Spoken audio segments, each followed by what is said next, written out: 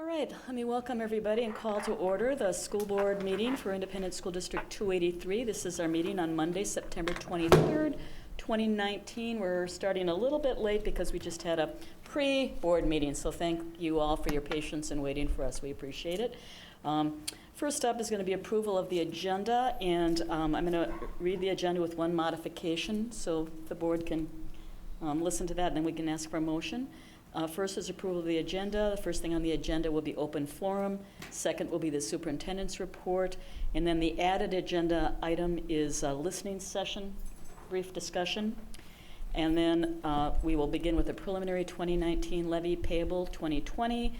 Next, the secondary schools continuous improvement planning process, followed by ESSA MCA data report, followed by policy development, first readings policy 514, bullying prohibition, 515, protection and privacy of pupil record, and 522, sex non-discrimination.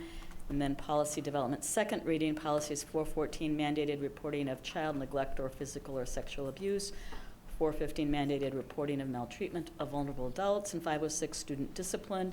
The consent agenda. Then we have the action agenda. On the action agenda, we have the labor agreement with the Park Association of Teachers. That's a good news item. Then we have the approval of the 2019 preliminary levy payable 2020, followed by policy development, second reading, policies 414, mandated reporting of child neglect or physical or sexual abuse, 415, mandated reporting of maltreatment of vulnerable adults, and 506, student discipline. Last, we will have communications and transmittals, and then we will have our adjournment. Is there a motion to approve the agenda as amended? Moved by Karen. Is there a second? Second. Seconded by Ann. All in favor? Aye. Carries 7-0. First up is open forum. Is there anybody here who wishes to speak to us on open forum? Seeing no one, we will move on to the superintendent's report. Good evening, Chair Gores and members of the board. This evening for my superintendent's report, I would like to share 3 informational items. The first thing that I would like to share is an upcoming opportunity for our community to view and get a chance to see the construction that has occurred at our facilities here in St. Louis Park Public Schools. So specifically on Saturday, October 26th from 9 to 12, we'll be hosting our we're calling it a parade of schools, and we'll have allow for the community to come in and view all of the work that's been done at Park Spanish Immersion Elementary School, all of the work that's been done at Aquila Elementary School, and we'll have the high school office area open for the community to come in and view all of the great work. And just really to do this as a thank you to all of the community members who voted in favor of the 2017 bond referendum. I would also like to just take a moment to acknowledge all of the hard work and everyone who contributed to making a fantastic homecoming week last week. Specifically, I would like to acknowledge the work of our student council. They did a tremendous job during the week, everything from badminton to movie on the field, coronation, and it concluded the week with the annual parade. And I would say I have 2 children who absolutely enjoy the parade as they come home with bags full of candy every year. But the parade certainly didn't disappoint them this year as well. And we had great weather for both the parade and the football game. And I continue to be impressed just by our community to see, kindergartners out there to high school and alumni coming back. And I was probably the most excited about our pep band. I had never seen our pep band so large since I've been here. So I was thrilled about that and just the overall community support for the event. And the last thing that I would like to do is just take a moment to acknowledge 7 students here in St. Louis Park Public Schools. And in an upcoming meeting, we're going to do an intentional spotlight of these students. But this year we had 7 students who were recognized by the National Merit Scholarship Program. And I would like to list and name all of these students. And again, we'll come back and spend more intentional time to really highlight them. But the seniors that were acknowledged as National Merit Commended Scholars are Mari Hanchi, Marta Hill, Jonathan Potter, Eitan Weinstein, and our very own board member's son, Patrick Jerf. So we're extremely thankful for those students, and I would also like to acknowledge the two students who are pictured in front of you.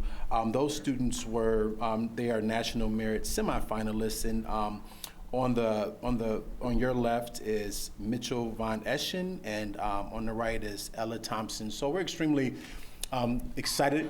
Thomas, I'm sorry, I said Thompson. Ella Thomas, thank you. So we're excited and just thankful for the work that these students have done during their time here in St. Louis Park, and look forward to celebrating them in an upcoming meeting. And that concludes my report for this evening.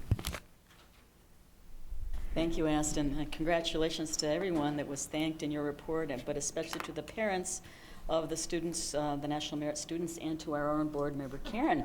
In case nobody made the connection with the last name being different, we want to make really clear. Yeah, kudos to Patrick.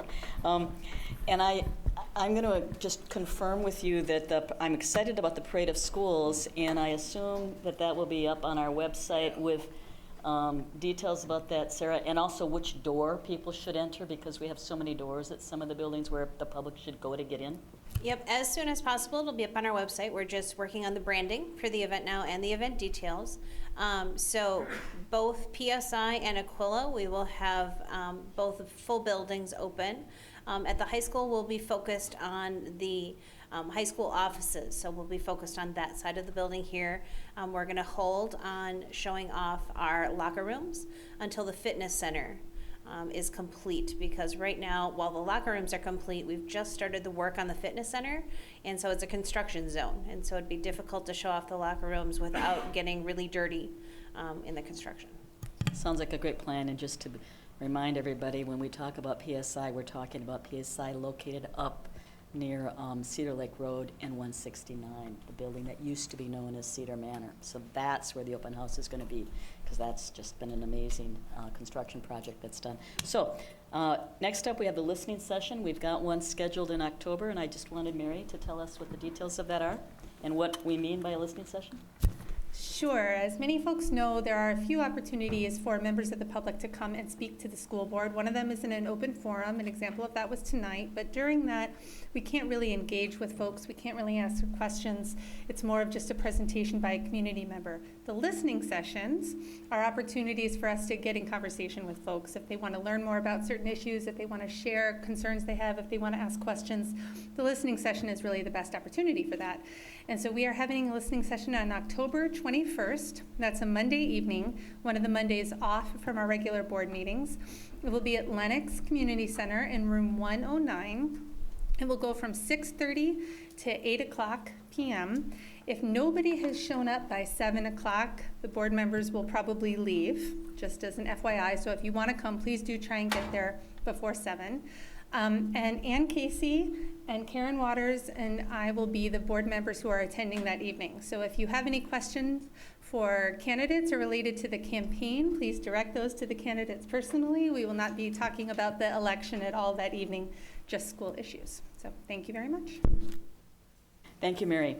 So next up, we have the preliminary 2019 Levy Payable 2020, Patricia Magnuson, our Director of Business Services, with Andy Ewald, Athletic Director, Tom Bravo, Facilities Manager, and the fellow you'll introduce.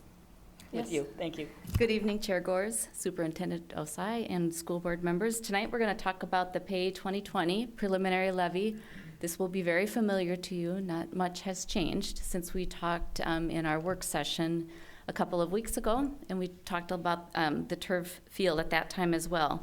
I have these three able gentlemen here tonight to talk you through the turf field conversation. As Chair Gore said, it's Andy Ewald, Tom Bravo, and also Ben Wolf, who's a coach and a teacher at the middle school. So I'm going to just do a quick overview of the levy and start talking about the general fund. Then when we get to the place where the turf field has an impact on the levy, I'll turn the presentation over at that time. So what the purpose is tonight is to preview the preliminary tax levy for 2020 taxes in preparation for action that the board will take tonight to certify the levy at maximum. That's the normal procedure that this school board has gone through for the last several years, and that 99% of school boards, how they certify preliminary levies across the state of Minnesota. Just in a big picture, the levy for taxes payable in 2020 is one of the first indicators or a beginning part for the budget for next school year. So we're already into our budgeting for the school year 2020-2021. So this tax levy is proposed at $33,169,879. And we'll go through all of the detailed line items of this, but I just wanted to give you a sense. About 61% of the levies reside within the general fund.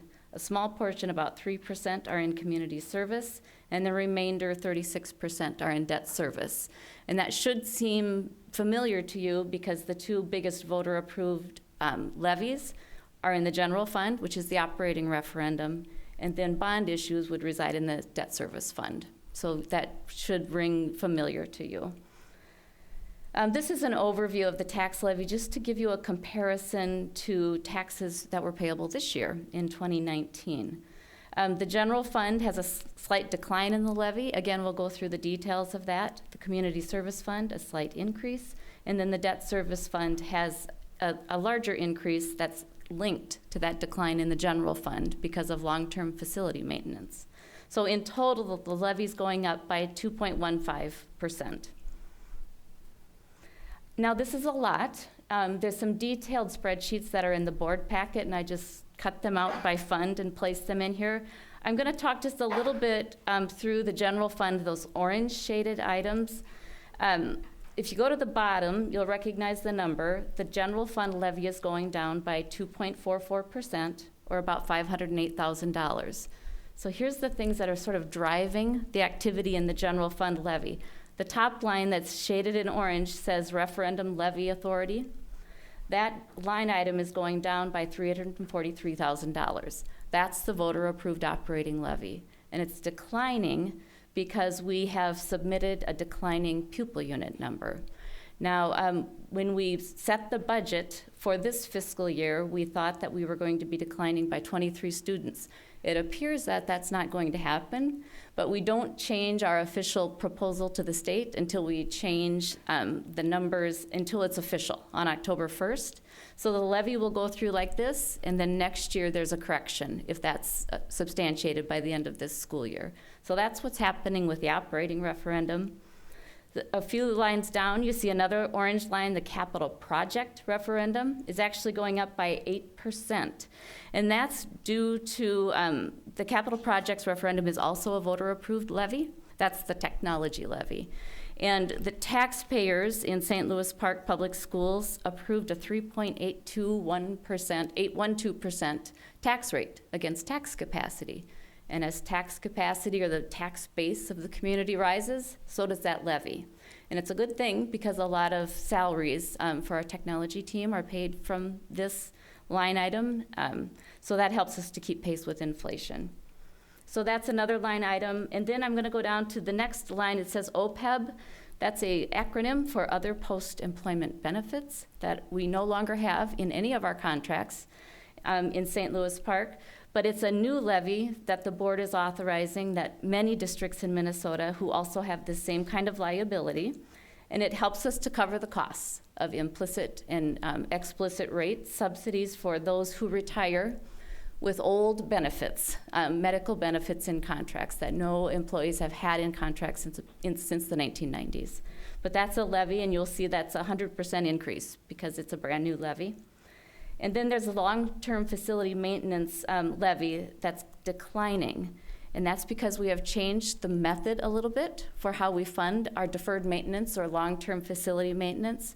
So instead of all a pay-as-you-go levy, some of it has now been converted into a bond issue. And that's one of the reasons the debt service levy is going up. So the next line item are building leases. And you'll see the proposal has the building leases going up by 34%. There's a couple of, just that line item of the levy is going up. There's a couple of things happening. One is we are levying for the use of space across the community. It's sort of a new practice. That's a small increase. That's mostly the use of space for athletics, like ice time and fields that we would lease. The other thing that is in here is a proposal to include a lease purchase for a turf field. And I'm gonna just let this team start talking you through the components of that. And just as a reminder, it's the same conversation we had a couple of weeks ago. And so this is the second time the board has had this information. So, oh, there it is, see how fancy that is. There it is, that line item for building leases includes the lease purchase, so. Sounds good. Good evening. Nice to see you again. We were here 2 weeks ago talking about the same topic, and not much has changed. So we have 2 fields right now, and up on the screen you can see that it's listed as 3, but the practice field, which is numbered number 3 there, has gone away with construction. 1 from the new fitness center, 2, once the circle parking lot here at the high school gets expanded, that field will pretty much be totally gone. Prior to the construction on the new fitness center, it wasn't a full-size field. It was never properly graded, but it was a green space that we could use for Phi Ed, for community ed, for athletics. Even though it was really never properly graded, it was green space, which is, I think the whole reason we're here having this conversation about maybe doing something inside the track is we're landlocked. When we did the stadium and turfed it, way back when, 7 years ago, and first started having the discussion 9 years ago, we looked at that space and thought it was a good idea because it was underused. We used it for home varsity football games, home varsity soccer games. We only had girls lacrosse at that time, so girls lacrosse varsity games and graduation. That was it. It was used for maybe about 55, 56 hours total in a year. And again, because of us being so landlocked, it didn't make sense to have a piece of land sitting there not being used, so we turfed that. At the same time, we had conversations about inside the track that the problem we had with that was the exact opposite. It's overused. When I first started working here 20 years ago, whoops, sorry, tearing stuff up. When I first started working here 20 years ago, that field actually had a crown to it, and Tom can talk more about what's happened in that, in that time, but there's no crown to that field, and where that becomes problematic is water doesn't drain off of it. There's a drainage system there, but the water is just pooling on the field. It's getting to the point where something's going to have to happen with that field one way or the other, and Tom can talk more specifics with that.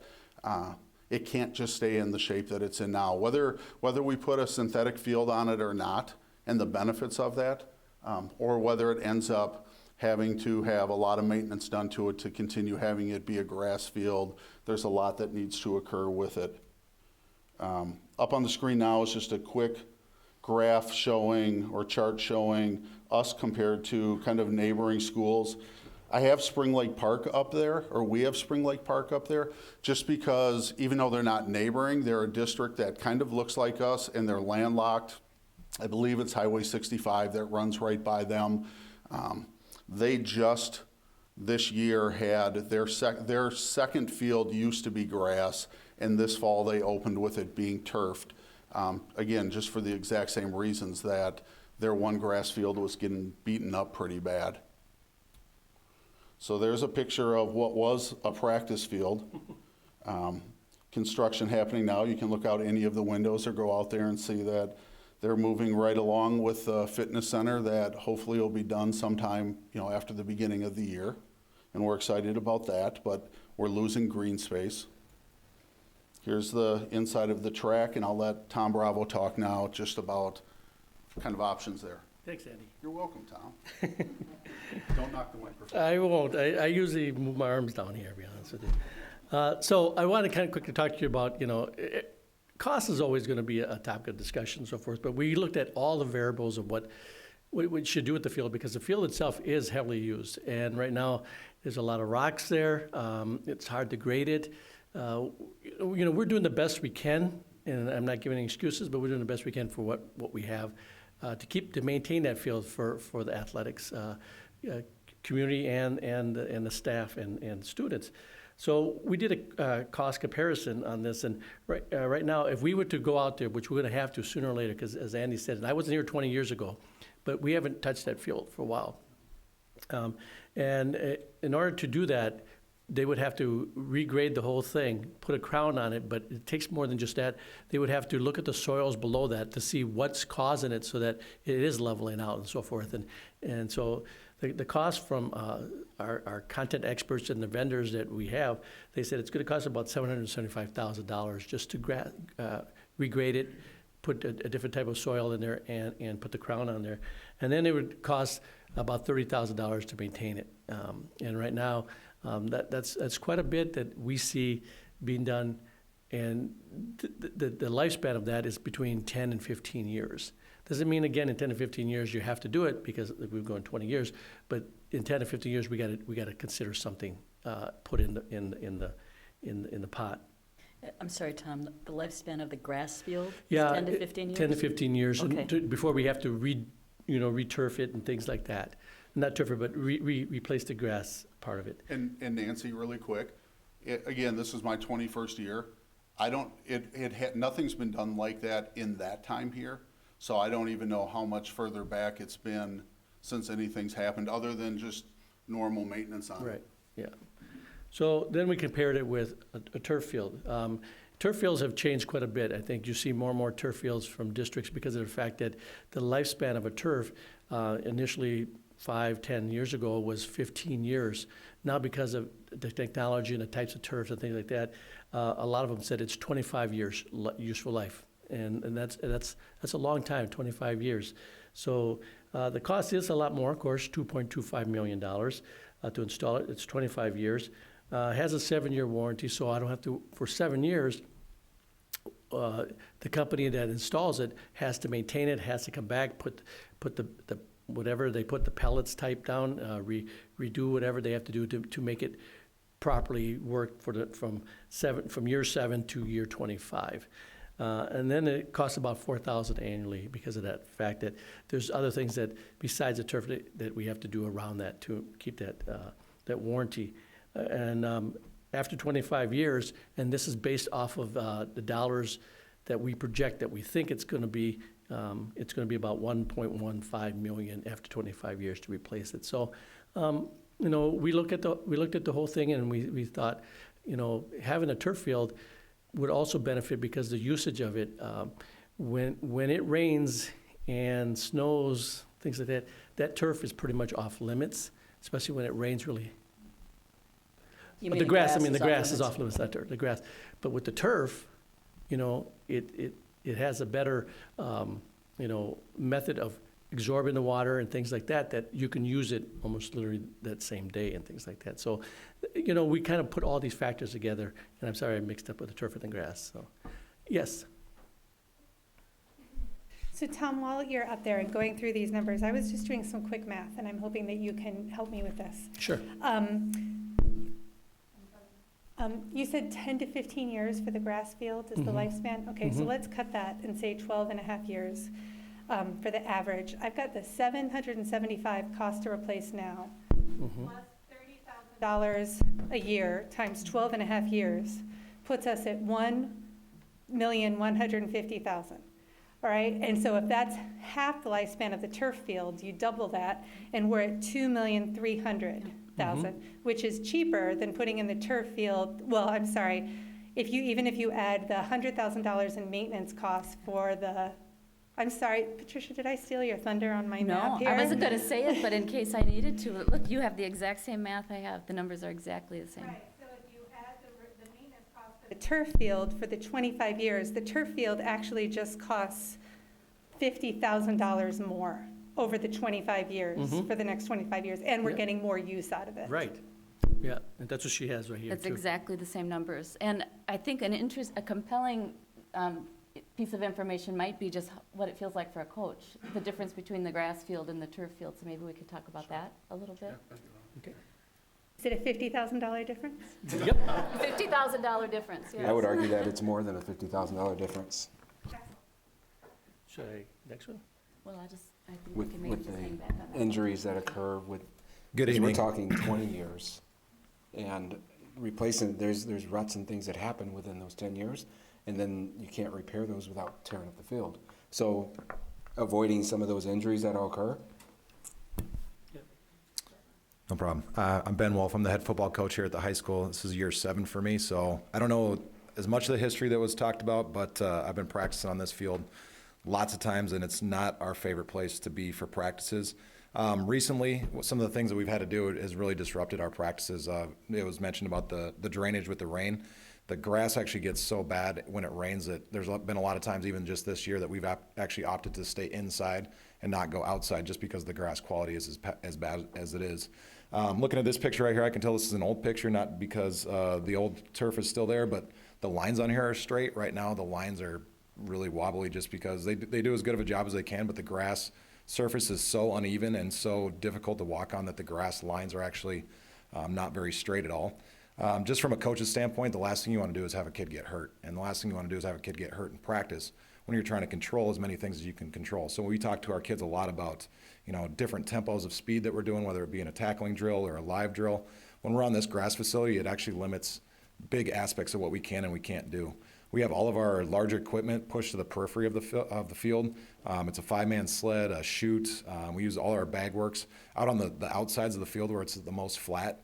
And there's no place on that field that we run more than 10 to 15 yards. It's so uneven, and we're so worried about a kid rolling an ankle or twisting a knee or falling down. There's rocks, is what it was mentioned, falling down on the ground, busting an elbow, a knee, that we've actually just limited what we do when we go on that field.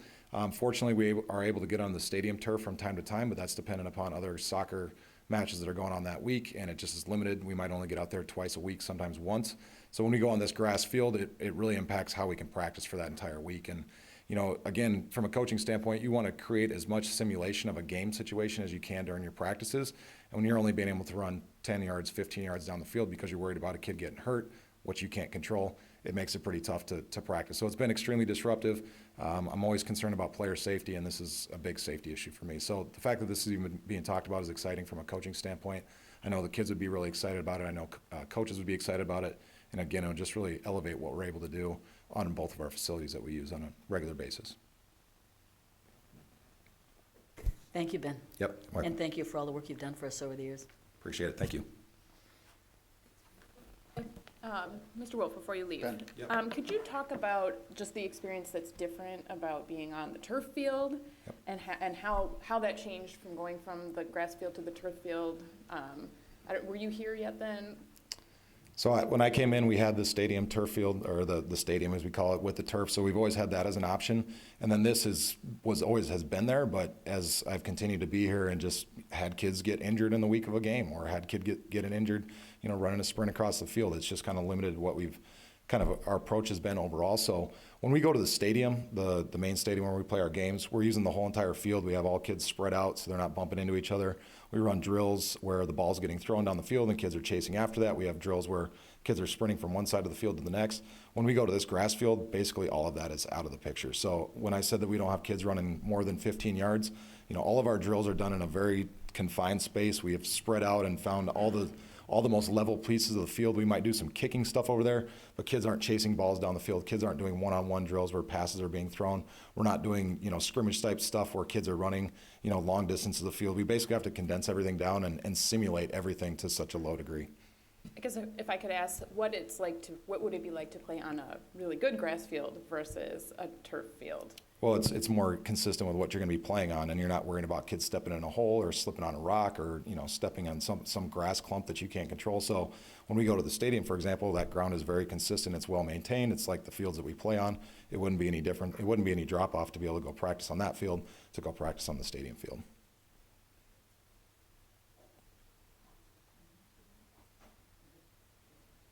So if you had a new turf field and one that was relatively new, and maybe this is a question for Andy, but you can go ahead and take a crack as well. I'm wondering what the plan would be for each of the fields. So you'd have, would you potentially put varsity games for one sport on one field and not on the other, versus one dedicated practice field versus one dedicated? Yeah, I'll let Andy answer that. Thanks, Ben. No, we would stay just how we are now. Varsity stuff would all continue to happen. Varsity games would continue to happen at the stadium. What this would do would allow us Right now we play lower level football games on the interior track field. We play lower level soccer games over at Louisiana Oaks. We don't play any lower level lacrosse games on this field. So from a competition standpoint, what it would do is for lower level soccer and for lower level lacrosse, it would open up another field that we could use for those games. A couple other things in terms of benefits would be, I think a huge one right now would be for Phi-Ed. Phi-Ed does not, they might go out there and use the track, but they're not really using that grass field because again, it's not the most consistent surface to have kids out there on. They are going over and using the stadium at times for Phi-Ed, but a worry that I have with that all the time is you're having large groups of kids crossing the street to get to the stadium, and with cars, with traffic, this would just give them another space that they could go to and use that's a consistent space.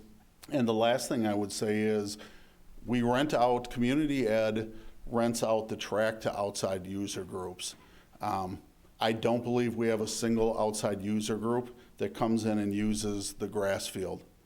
I think there was youth football came in this summer. One small group used it maybe 3 or 4 Sundays. But short of that, we have no user groups other than our own here and that are wanting to use it because it's not a great field to use. We use it because it's what we have. The outside user groups don't want to use it because the quality of the field. And then, could you explain and I'm sorry, I missed the previous meeting, so maybe this was covered there, but as well, but so the quality of this field or the advances of either the turf or the underlying structure, are there many differences to that? Are there any advances since the stadium field went in, or would it be basically a duplicate of what we have at the stadium? I'll say this, I don't think there's been a ton of advances. We got the top surface at the stadium at the time 7 years ago was the best product that was out there. And I think going with that product, you can go out there now and there's very few places where it's really laying down. It's got a lot of stand up and all the fibers still. I don't believe there's been a ton that's changed, but I'll also say this, that in the 7 years since we've had it, I haven't really paid attention to what's happening with the technology out there. To me, that would be something where, where this discussion goes, then it's time to really start looking at how have things advanced or have changed. But I'll say the system we have compared to the previous systems that other schools had, theirs were laying down really fast. Ours looks great for a field that was put in 7 years ago. I can add on to that. I think one of the things that kind of shows that what's changing technology is the turf that we have, the existing turf that we have now, had a 15-year lifespan. Doesn't mean it's going to die at 15 years. It might be 20 years. We know that the new technology and the new turfs now say we can guarantee 25 years because of what's changed. So it is changed quite a bit as to go with the type of turf, but it's still a turf field, and it's going to have just some different features to it, but it'll be the same as what's out there in the big field. Did I answer the question, Joe? Yeah. Joe, one thing that really helps in Minnesota is the fact that there's snow on it for 4 months out of the year. So one, it's not being used, and two, you don't have the sun beating on it as well. So I know nationally, fields up here last longer than they do in other places just because of that snowfall. Andy, I believe you may have said this last time, and I forgot Joe wasn't able to be here. So, Yep. So we not only have Phi-Ed, lacrosse, soccer, and football for sports on the fields. Is that right? Is there another one I'm missing? Nope, that would be it. But we have lots of clubs. Ultimate Frisbee wants to get out on. I mean, we have lots of student groups that, as much as we're fighting for green space and a lack of green space, there's lots of smaller clubs within the school that want and need space, that are having to go other places to be able to use space for their programming. That's very helpful to know. And the other place I was going to add is the community use on the stadium field. There's been a great interest. In fact, we're oversubscribed. We can't meet the requests from the community on the stadium field, whereas if we did the turf Inside track the track. field, we would have another option for Yep. community use as well. Correct. Right? Yep. And one other thing too, just that ties in with this, Joe, and I guess more for your benefit because everybody else heard it last time, we are redoing this track this summer. And so, not saying because we're redoing the track this summer that the field has to get taken care of, but it makes sense in terms of that space as a project, that if it's something that's going to happen, to do it in conjunction. And I don't know if Tom and Patricia would know, probably Tom more than anybody. I've got to believe there's got to be some small, and it might be small, but dollar savings if they're happening at the same time in terms of maybe earth being removed and things like that. Just the inconveniences, but the dollars itself. It'd be an inconvenience if we did go back again in the following year, because then we would have to go cover the track somehow, because since it's going to be a brand-new track, we don't want to damage it after it's been installed. So it's just the fact that if it's going to be done, it should be done almost the same time as the Was track. the track part of the referendum dollars? The track was the one that was approved about a couple months ago as part of the levy. Oh, As part of the long-term facility maintenance Yeah. expansion. thank you. I'm just going to talk a little bit about how the funding works. So this is funding that's available for projects like this. It's the way that school districts fund turf field projects is through a lease purchase. In fact, our turf that was installed 7 years ago was installed with this methodology. And so for instance, we can't fund teaching staff with funding like this. We can't do deferred maintenance projects with funding like this. Cannot. We can't build new buildings with funding like this. We can't help the food service fund with funding like this. It's one of those really narrow areas where turf field, this is the way that it's funded. Most school districts are using this mechanism. So the project costs $2,250,000. So what we would do is get funding, we'd go out to banks and get bids for a lease purchase of the land that's underneath the turf field, just like we do on our stadium field. So then we get $2,250,000, we get bids, and off we go doing the project with the money that's in the bank. Well, then we have to pay it back. The state allows only 10 years on a lease purchase, so we pay it back over the next 10 years, and that's the amount, that's where the tax impact comes in. We pay principal and interest against that lease purchase that we hope we get a good interest rate from the bank. And our current estimates on a $250,000 home is that it would cost $10 a year. That's what gets added to the levy is $10 per year, so less than $1 a month on a $250,000 home. So that's how the funding for the project works. And again, it's funding available specifically for this type of project. I'm not sure how we would fund the grass field. So if we don't do turf, we would have to do that, probably stage it into our deferred maintenance projects somewhere, into our 10-year long-term facility maintenance plan. But this exists sort of outside of that.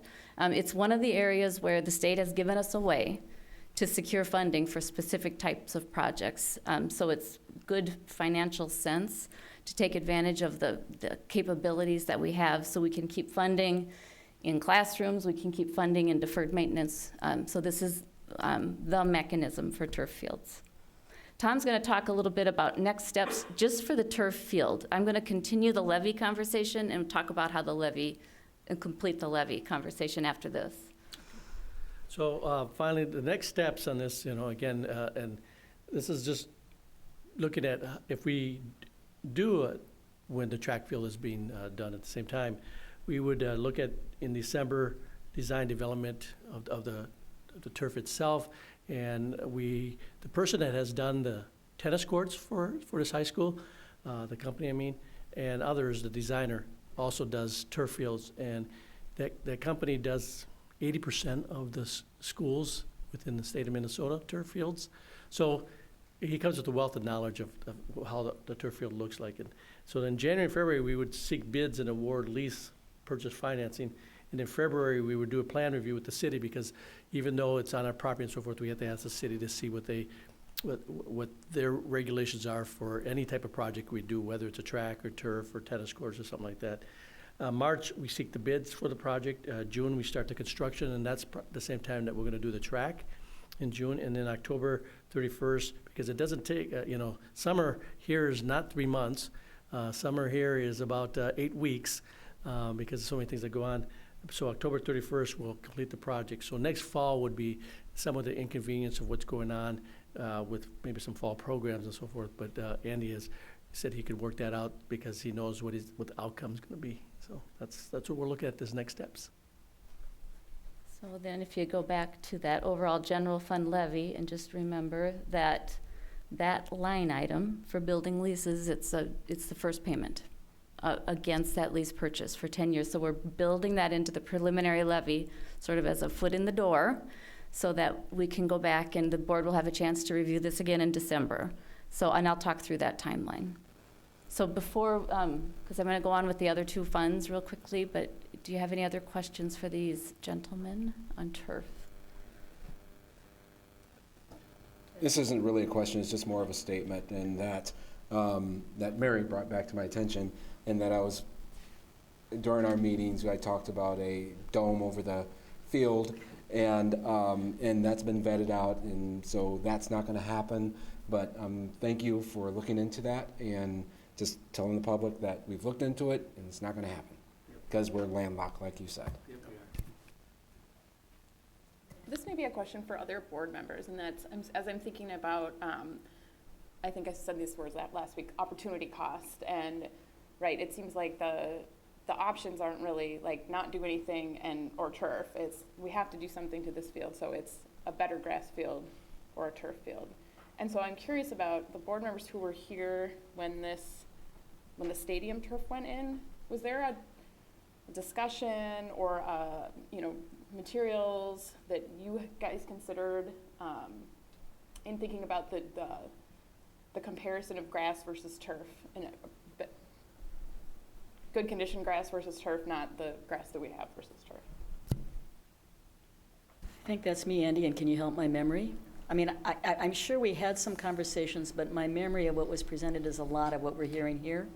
I'm not remembering anything being particularly different. I think there was a little, actually back 7 years ago, I don't recall the data being as clear about fewer injuries on a turf field, and I think since we've had it for 7 years, we're more comfortable saying we have fewer injuries on a turf field. It's a safer than we would have. surface. Safer surface, It's which a they weren't safer as sure surface. about 7 years ago, and we have more data about that now. And I would say too, the biggest difference, a nice grass field, there's nothing like it, but you can only use it so many times. I mean, that's why we had to, with the stadium, we had to do something because we had this piece of land, with us being so landlocked, that it made no sense for it to be used, 15, 16, 17 times total a year. We could put a nice grass field out there, but between the maintenance, it's going to slowly die, where this is going to give a consistent surface all the time. People that have nice grass fields, the ones that are lucky are the ones that have 3 or 4 of them, and annually they can shut one down and let nobody be on it for that year, and then kind of just keep rotating it that way. We don't have that luxury. We've lost a small piece of grass with the fitness center and with the parking lot when it expands that wasn't properly graded, was never meant to be a space to use, but we used it. We're down to 2 spaces. We're down to inside the track and we're down to the stadium. And we can't have days where we can't have groups out on the grass field because of whether it's the weather or the field conditions, and we're having to do that more and more. And then I wasn't on the board when the first discussions were going on, but I was certainly a keen parent advocate for what do we do for our kids, right? Mm-hmm. And being bonded and connected to your school, whether you're on the football team or we added boys lacrosse. Yep. We have a fabulous boys and girls ultimate Frisbee team.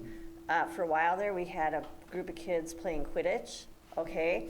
So just the fact that having it be right in our campus is so important for our park pride and our school spirit. So, and for me, the other thing, it's the overall maintenance cost, right? Yes, it's safer, that's awesome, but right now you're spending $30,000 a year to mow and stripe.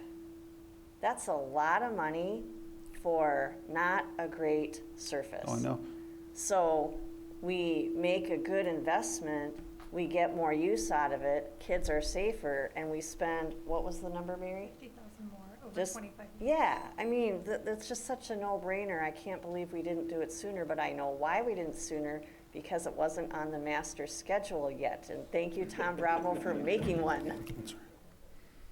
Well, I wasn't on the board either, but I did support it for all the reasons Karen said, but I think for some people, the economics were a little more iffy because there was less data on how long it would last. It's possible it would only last like 10 years. So now that we have more data and we have new kinds of turf where it's guaranteed for 25 years, it really kind of, pushes to the advantage of turf. I have one more question, and it's for Tom Bravo. Thank you. Because our board passed a climate action resolution for our school district, I think I need to ask about the environmental impact. So if you could speak a little bit just generally about if there's a substantial difference in environmental impact between a turf field and a grass field. To be honest with you, I don't know that part of it. But I do know that we are making some big strides on the climate action that I would love to share it sometime in the future. And Tom, I just want to clarify one thing. I believe what you told us was that, at least the last time you checked, these new turf fields had a 7-year warranty, but a 25-year useful life, which is not the same as a guarantee. Yeah, there's no. And I want to be gu- clear about that, is Right. because we've been using the word guarantee, and I want to be clear, that's not what we're talking about. Right. We're talking about a projected useful life of a Correct. turf field. What the experts are telling us. Okay, thank you. So that wraps up the general fund, which is just showing a small decline in the levy, even including that first year of principal and interest on a lease purchase for a turf field. This is the community ed levy, and it's going up slightly by about $24,000. And that orange highlighted line is the main reason it's going up is because we recertified the population for the school district area for St. Louis Park. So we're showing 47,180 community members versus the number from the census that was done 10 years ago of about $43,000. So community ed is levied on a per head, that community ed basic levy. So that increased the amount of the levy in community education and then provides funding for all of the community ed early childhood programs in the school district. And then the debt service fund, if you go to the bottom of that page, is going up by about $1.1 million or 11%. And this is what was planned into our debt service schedule. Some of it is a result of the transfer out of the long-term facility maintenance pay-as-you-go levy into the debt service fund.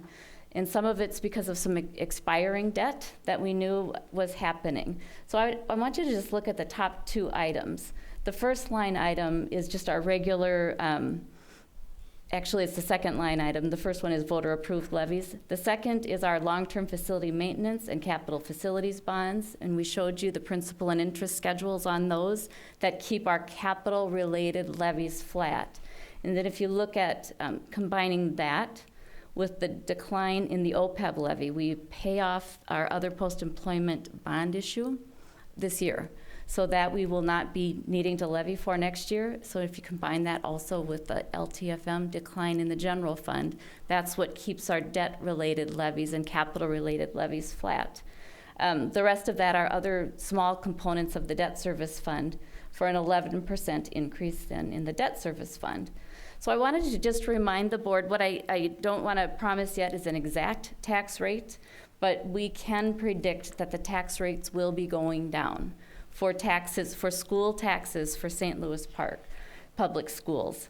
That's because the total levy that we are certifying at maximum tonight would be an increase of 2.15%. What happens is that total levy gets divided by the entire property base, and our property values are going up 8 to 9%. So again, if you divide a small increase of 2% by a larger increase of 8 to 9%, that drives down the tax rate, which is then applied to individual parcels. So tax rates will be going down for our portion, for the public schools portion of the tax levy. And we can talk more about the exact tax rate at our Truth in Taxation hearing. I did include in the packet some estimates of those dollar amounts, so you can see the details behind that. So here's what's happening. Tonight, we'll have the board approve the levy at maximum. After that action, then by September 30th, by next week, then we turn that levy into Hennepin County and the Department of Education. The county then turns around and creates parcel-specific notices. So everyone gets their property tax preliminary statements around late November. And then there's a line on there for the school taxes and my phone number, and then a date of December 9th at 6:30 p.m., and we'll have a public hearing. A Truth in Taxation public hearing. The board gets an opportunity at that time to have mulled all of this over, to hear from specific taxpayers, and then we set the final levy that night. So that's another opportunity to think through. At that time, you can back off some of the levies, or we just move forward as proposed. So that's your next opportunity. And again, as Tom said, as it applies to the turf field, your next opportunity to think about that one is in February, when we go out and get bids for the project itself, for the financing, and then again when we go get bids to complete the project in March. So there's several check-in points with the board along the way if other questions come up. So that's the summary then, and your resolution later tonight during action items will set the levy at maximum, so we don't certify a dollar amount. And at this time, the maximum is this increase of 2.15%, $698,358. So Patricia, tonight we're going to vote on a preliminary maximum levy, which is customary in school districts. And then come February, we'll make a final decision on what the levy will be. In December. In December. After the I'm Truth sorry, in I meant to say Taxation. December. Glad you were Yes. listening. Mm-hmm. So in December, we will make the final decision That's on the levy. Okay. Just because someone already asked me about why we try and sneak something into the budget without voter approval. If I have numbers right, the amount per year for the track part is about, was it 300,000 a year? For the principal and interest portion, yes, a little less than that. Out of the total, about 20 million. And then it seems like 3/4 of the total tax levy though has been voter approved, like the referendum money, and you said the tech levy.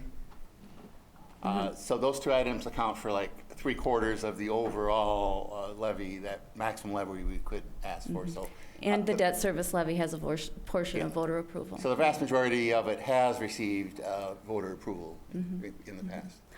Yeah, the entire levy is built on formulas that are set at the state level and limitations, and even this lease purchase has limitations in what we can use the money for and the dollar amount. So yeah, some line items are voter approved, the bulk of the levy is voter approved, and some line items are a result of funding formulas established in state law.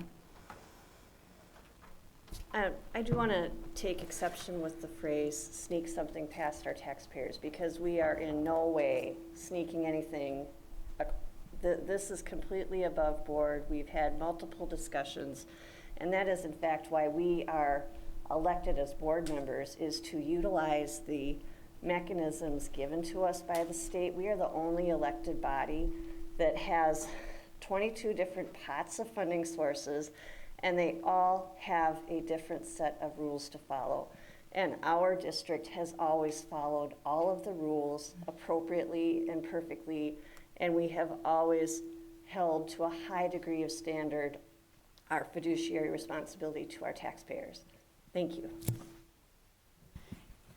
And Patricia, I just want to repeat what I know you said earlier, which is the turf portion on the average homeowner, and the average value in a home in St. Louis Park was deemed to be $250,000 by somebody, not us.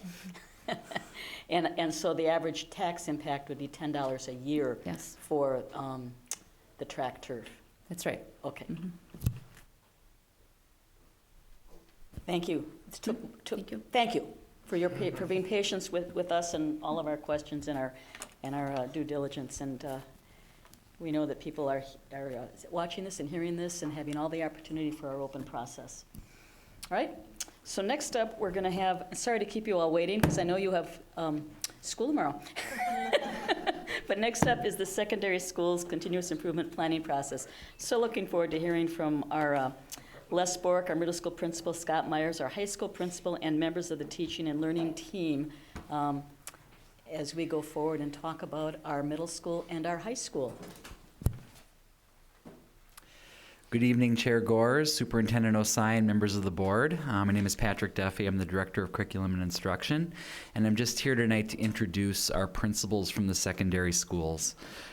Tonight, their presentation is really going to focus on the coherence between the middle school and high school programs and how they connect to our mission, our strategic plan, and to their continuous improvement plans, which all fit together to try to develop a 612 program that's going to be transformative for our children. Our strategic plan says that we are grounded in our belief that all students can achieve our mission. We will continually evaluate and systemically implement student outcomes by aligning instruction, curriculum, and assessment in a culturally relevant manner. This is seen very clearly through the continuous improvement plans that have been guided district-wide and have been done collaboratively by the principals, teachers, staff, and community at both the middle school and the high school. These experiences aren't specific to them. Our elementary schools and our early childhood also have gone through these experiences.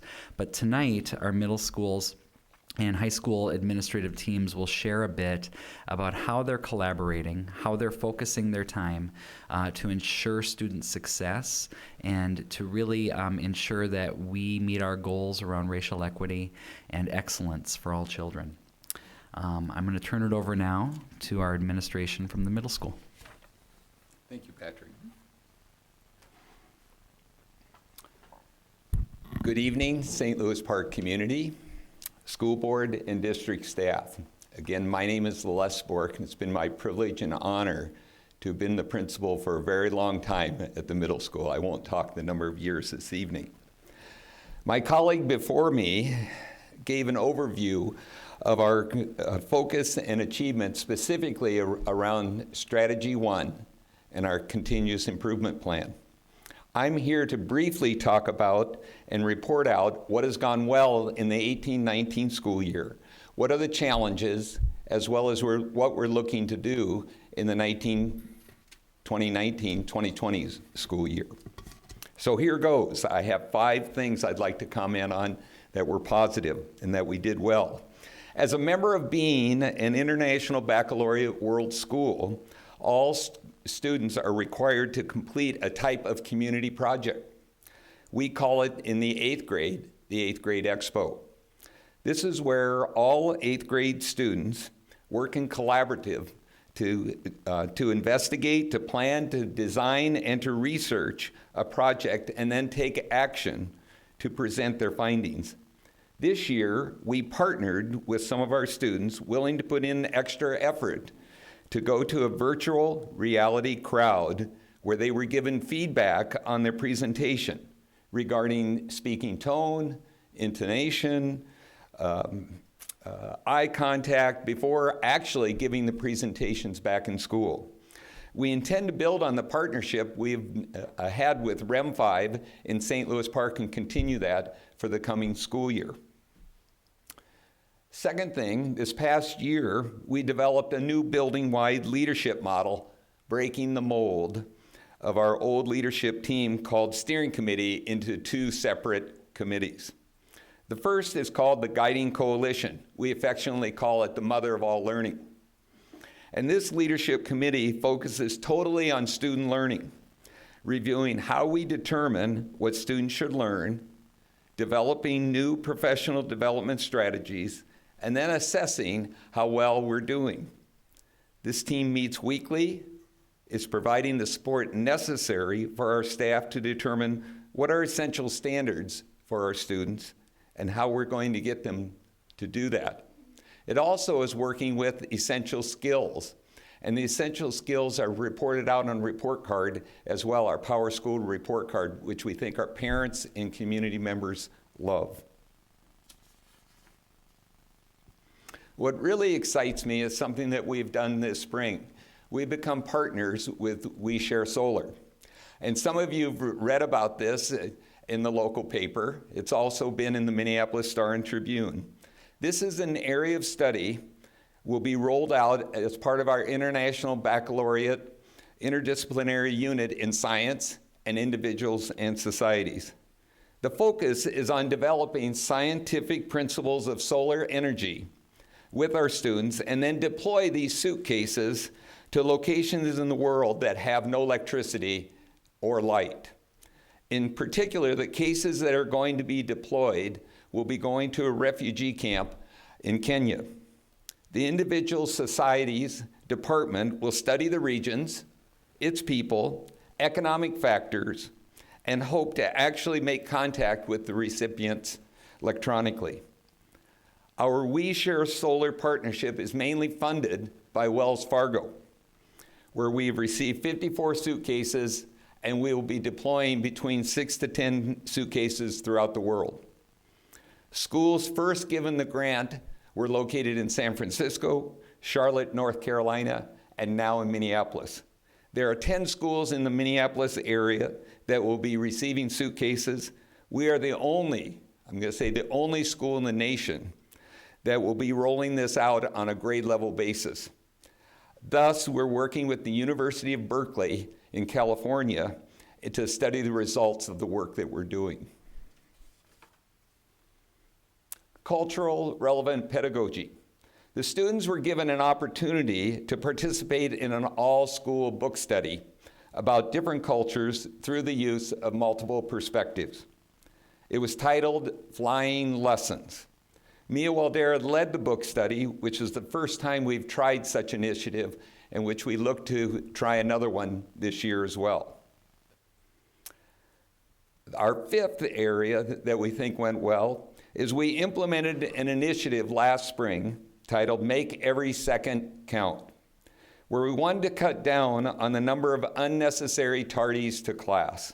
We know that the first 10 minutes of each class is instrumental time and some of the most valuable time students and teachers have together. The front office team is providing support to teachers so teachers can start their class on time, continuing to teach if students need to come in late. We have found that our students are coming to class with a more purposeful attitude, and actually we've cut our tardies by over 1,000 last spring. And we're continuing to run the program this year as well. So what's some of the challenges that we faced last year? The development of a new leadership model addressed previously, determining process, direction, enlisting support, getting training, moving all of that forward created extra time and effort. And it was a challenge to bring all of our staff forward with a new model of leadership. We believe it's going to be helpful to our students. It's going to be helpful to our staff in setting direction and working on our systematic implementation, key to academic success for our students. Of course, construction planning always creates some unique challenges.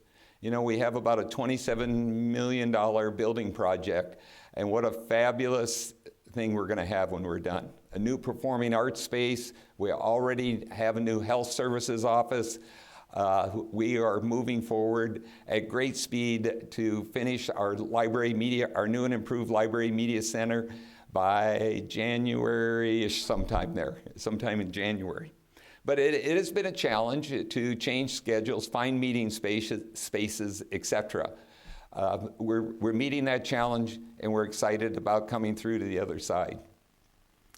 Lastly, a challenge is implementing response to instruction model that includes the focus on developing, supporting, and assessing student achievement. And supporting the details was both challenging and rewarding, as well as improving our students' overall academic achievement. So now let's take a look at some strategies we've decided at our data advance to lead the way in the 2019-2020 school year. We're following the district direction of greater intentionality of practice through targeted implementation. And thus, we have chosen 3 strategies for our efforts to accomplish this. First, we want to improve collaborative teaming. Every teacher in our school is part of a collaborative team. Every teacher in our school is part of a collaborative team, which is part of a larger professional learning community, where we will make sure that we are doing the improvements necessary for all of our students to learn and for the interactions that happen between the teacher and the student in the classroom are most effective. Through the development of common learning activities, development of differentiated activities, common assessments, and using that data that we get, those formative assessments, to improve our practice within that collaborative team. There is a level of quality control that our teachers are doing within these collaborative teams to improve the practice that we're doing with our students. We're also building on collegial trust, and we intend to increase knowledge of ourselves and the people we work with and the students we teach, keeping the tenets of cultural competence squarely in our sights to build and strengthen relationships. So what is our evidence and measures of success going to be? First of all, our IB unit planners will identify essential standards to be learned by our students, designed by our teachers, making sure the work is done using a racial lens. Collaborative teams will have evidence of sharing, analyzing, and using data in the creation of and reflection of curriculum that is taught. Specifically, our teachers will be demonstrating increased comfort in giving and receiving feedback from their peers as measured through observation and surveys. We believe that this will lead to greater accountability and interdependence to provide for greater systematic achievement as measured through our students' academic understanding. In closing, we staff are excited for another year of teaching and student learning. I can tell you our students are excited as well. They were ready to be back from summer and back into school. Following homecoming this past week and our Spirit Week activities, by the way, go Park, let's get it done. Thank you for the time you've allowed me to share with you what we did, what we accomplished last year, what our struggles were, and what we're intending to do in 2019-20. Thank you. Thank you, Les. If it works for the board, we'll just hear both presentations and then do questions. Okay. All right. So it's always hard to follow up the person that hired you, as you said, Mr. Bork, as the person who's been here for quite a while, and he was somebody that hired me as a teacher years ago. So I always like to follow in his footsteps when I can, apparently. Thank you to the board for giving me the opportunity to talk about our high school. It's very fitting that this is coming off our homecoming week. We had an amazing time this week. It seemed to come quickly with some of the new renovations. We're still painting our front entryway, but it was great to see students at the evening activities. The homecoming dance was pretty incredible, and then obviously the game, the turnout was pretty incredible too. So that is a definite reflection of what a wonderful community we're in. Most of what I'm going to talk about tonight in terms of what went well last year and what were some of the challenges are going to focus around a theme that started off our school year. Ubuntu was a word that was used during our kickoff to the school year with our teachers. And hopefully you've seen the phrase, "I am because we are," multiple times throughout the beginning of the school year. I think that represents probably the most important thing that went well at our high school last year. Last year, our school made a conscious effort to make a building-wide commitment to work together. We've done that before in more individualized ways, but last year there was a focus on student engagement that turned towards focusing on reading. And some of the MCA data that we received, an increase around 10% in our proficiency score is evidence that working together was pretty incredible. Most importantly, though, that commitment to student engagement led to conversations about rigor and relevance and other things that were improving as we were focusing on engagement. And this led to what I would say as a principal was the most helpful thing for our school last year. We also made a commitment to develop building-wide norms and agreements. So at the beginning of the school year, we had a student-involved, teacher-involved process, and we did get some feedback from parents through a communications survey about what our norms and agreements should be for our building. Those norms and agreements, one of the most important ones that stood out for me was a request from our students for the teachers to become learners with them in the process. And so as I look at the greatest things that went well last year, I think it's those moments when teachers became learners with the kids and when students became the teachers in the classrooms. I can think of a couple different staff meetings where I saw fellow staff members holding up their cell phones, taking pictures or recording what their colleagues were presenting to them. I can think of times in classrooms where I saw students facilitating conversations about race and about multiple perspectives that sometimes we don't give them credit for being able to facilitate. So when I think back to what went well, I look at some of those indicators that we saw from some of the larger data, but I look towards the anecdotal data of us coming together as a building and really as a school, because sometimes when we say building, it's very teacher-centric, and I felt like we had a student-centric, teacher-centric connection last year. Some of the other highlights that came out of last year, we saw some planning for construction projects that came to fruition. We have a new main office area that hopefully is more centralized and convenient for parents once it's fully open and operational. I think we'll have a spot where parents can come and access school nutrition, can access social work conversations, counseling, main office, attendance issues. Any of that general information will hopefully be more of a one-stop shop. And it does look pretty beautiful, so that's pretty nice too, to have the first entrance, pretty beautiful space to be in. Shifting to some of the challenges from last year, when we did develop our norms and agreements, we came to a realization later in the year that we didn't talk a lot about who we are. We kind of talked about what we do. And so to kick off this year, and I'll talk a little bit about this in my next segment, we transformed some of that work from norms and agreements into Park Pride and better defining what that is. So I'm going to talk about that in a moment, but I will say one of our challenges, I think we got readily involved into the work, talked about what are some of the things we should do, and we kind of forgot about that important question of who are we and what do we do. We also noticed last year that some students were talking a lot about classes they wanted, classes that maybe weren't available to them, study halls, maybe wanting more study halls, maybe not wanting as many study halls. And so we entered into a conversation in the spring about what our school day schedule looks like at the high school. And coming from that challenge is a school day task force that's studying what are some different options we could explore, how can we better serve the needs of our students within the schedule of our school day.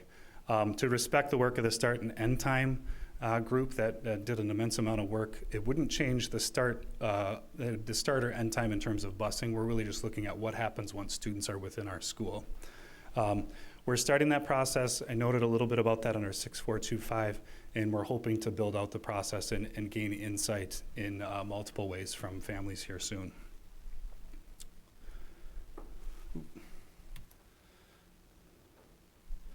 All right, so the strategies, I kind of stepped into a few of these strategies already, but I'll make sure that I talk in depth a little bit more about some of them. So, just need to advance my notes here. So Park Pride, hashtag Park Pride is the visual that's up on the screen right now.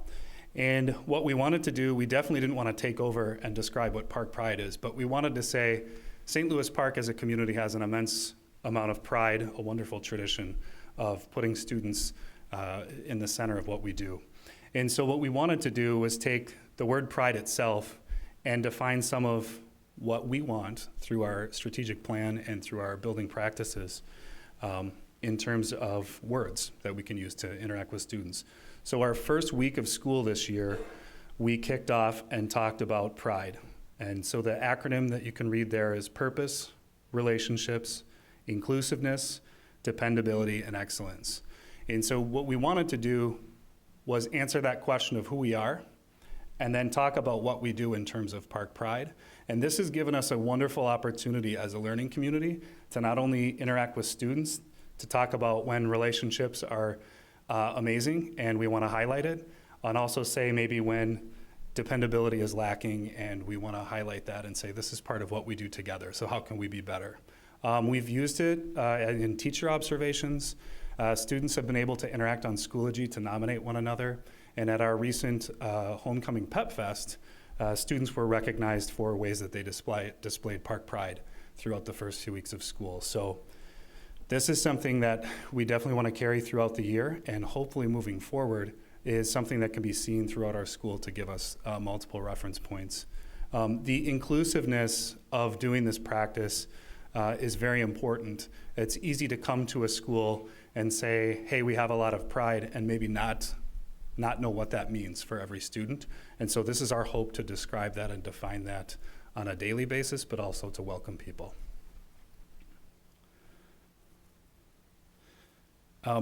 Also, we've done some more technical work within our leadership team.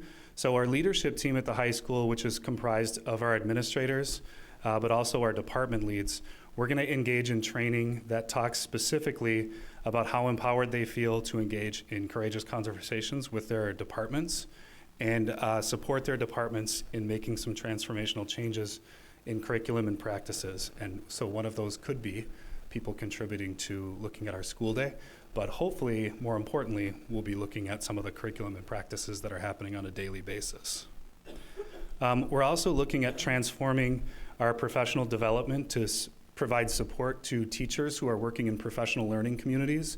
So this would be smaller groups of teachers working on targeted activities like Mr. Bork had talked about earlier. So they'll be looking at common assessments, common practices, and then also sharing and collaborating together to have a collectivist approach.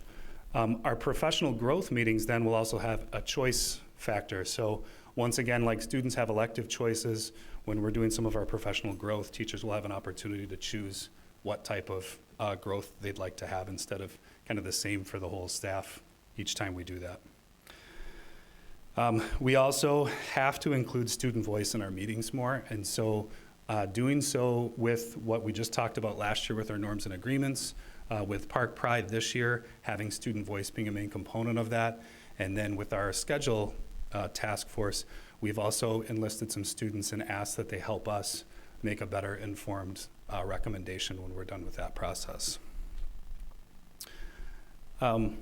We also are utilizing learning walks, so I'd like to thank Patrick Duffy, our Director of Curriculum, for introducing me to that practice. It's something that he and I did last year, and I'm ecstatic to do more of them this year. So when I have meetings, I know Aston and I, Superintendent Osai, my apologies, had done that last year. We had done some walks through the building together, seen some classrooms. This is something that's going to be a common practice within meetings to give us some opportunities to see on a daily basis what's happening. And then last but not least, I want to continue to build our network of parents that are engaged in the school through coffees with the principal. Our first one is coming up tomorrow morning at 8.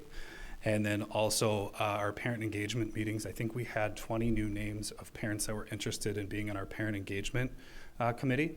So please feel free to reach out either directly to me or if you see the information, Cassidy Anderson is our parent coordinator who's helping us get parents engaged in ways that they want to be engaged. All right, most importantly now, how are we going to measure and how will we know we succeeded? So in terms of Park Pride, we're going to be examining how often students nominate each other. We also get some teachable data from that also. We noticed that purpose was the least selected aspect of Park Pride that students nominated. So we may do some reteaching in some advisory lessons in the near future to help clarify what purpose means. But we'll also be taking a look at how we acknowledge each other, both as teachers and students, within that Park Pride frame. We also will do a pre-survey of our department leads about how they're feeling about leading some of the work that we're asking them to do here and whether they feel empowered. There'll be a pre and a post survey to help with that. We'll also survey our department members to see if they're, to get their view, or kind of the student aspect in that regard, of how things are going. One of the things that's sometimes hard to do in a high school is pulling in staff and showcasing their strengths. We are doing some strength finder activities with our students, and we want to mirror that by honoring the strengths of our teachers. And sometimes that's hard with adults, because sometimes they don't want to be acknowledged for the wonderful things that they do. Sometimes it's humility, sometimes it's concern for whether they'll look like they're the ones that are doing it right. But we've made a commitment as a teacher group to say we want to hear from each other and learn from each other. We will also use some of the standard assessment data that we've used in the past, so MCA, MAP, and ACT assessments. We'll be examining that data because there's definitely an importance to looking at how we're doing to meet those standards. And then, again, our parent engagement group, we'd like to make our parent engagement group more representative of our community, and then use that parent feedback in our decision-making process. So we will be doing some internal analysis to see if we've achieved that. So that was a lot of ground to cover. I'm always excited to talk about our school, and sometimes I get pretty into the details about it. But I appreciate the opportunity to speak in front of you all and to the community tonight. I think our next segment is to address any questions that people have. And for those of you at home, our assistant principals are going to join us. So Todd Gogolai and Jessica Bussey, assistant principals at the high school, are joining us, as well as Jason Bowl, as we address questions. Thank you, thank you. Jim? At the high school, I think you said a lot of the engagement was centered around reading. What were you doing there? Yeah, actually, I'm glad you asked that question. Initially, there was some feelings that people did not have the skills they needed to do some of the reading interventions that they'd like to try. So early in the year, we made the focus on student intervention, or student engagement. And so teachers would use multiple aspects of their class to engage students. Some students did, they would do like a Socratic session. They would try to find some innovative ways to engage students in the lesson, and then they would take a measurement piece from it. It got pretty unique to each PLC, but what it did is it made the focus on how are the students turning towards the curriculum. The reading piece came later. Becca Noble, who is our reading specialist, she's now an equity coach in our district. She helped introduce some reading strategies and then highlighted the staff members throughout the year, and that's actually how we organically came to share some of those reading strategies. Most of the reading strategies were quarters 3 and 4, but they started as early as quarter 2. Some people shifted from that engagement piece somewhere around quarter 2 or quarter 3. Are you saying there was professional development on reading strategies for teachers? Yeah, so we did some morning meetings. We had some morning professional development meetings. Most of our meetings were led in-house, so they were with teachers in the building that were using strategies, or in Becca's case, that had the reading specialist endorsement.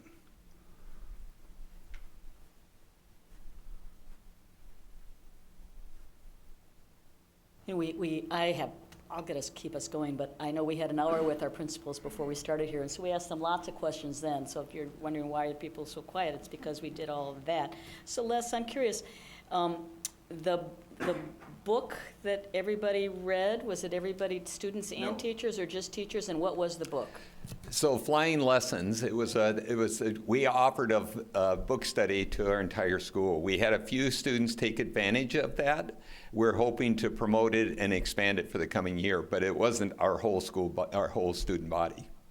So what's Flying Lessons about? Sorry. Well, it's really speaking to multiple perspectives and multiple cultures, and it's a book about that. Thanks. Go ahead, Mary. I'll just add that you may not have had a ton of students participate, but there were some parents who went ahead and read it while the school was reading it. And it's a fantastic book of short stories, and from multiple perspectives. It's a quick read, but I continue to try and encourage my kids to read it. I really enjoyed it. I thought it was a great time.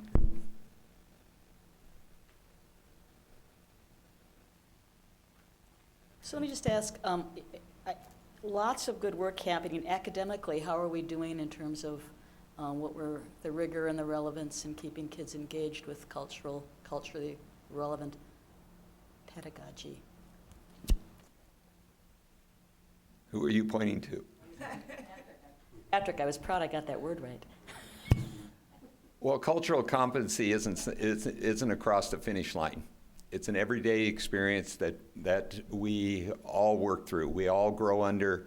Our school, our learning community, our society is all experiencing continuous and a large amount of growth, and we're all kind of swimming in this arena, and there isn't a defined playbook, but we're all interested in the park and all of our students succeeding and seeing the success. And my colleagues behind me, my colleagues that are at home getting prepped for tomorrow are wholeheartedly in support of doing that.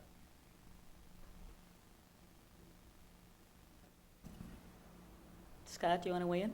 Sure. I'm glad you asked that, because as I was thinking about your question, I'm oftentimes reminded, one of the ways I met Todd Gogolai was in a courageous leadership cohort that we were a part of.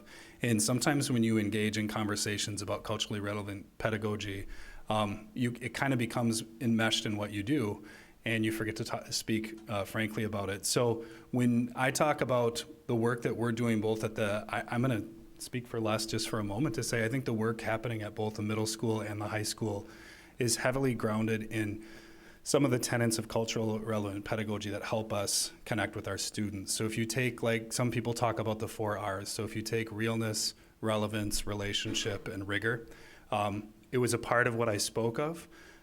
How sometimes when we target to try to get to rigor, we don't get there, and we just make a lot of technical changes.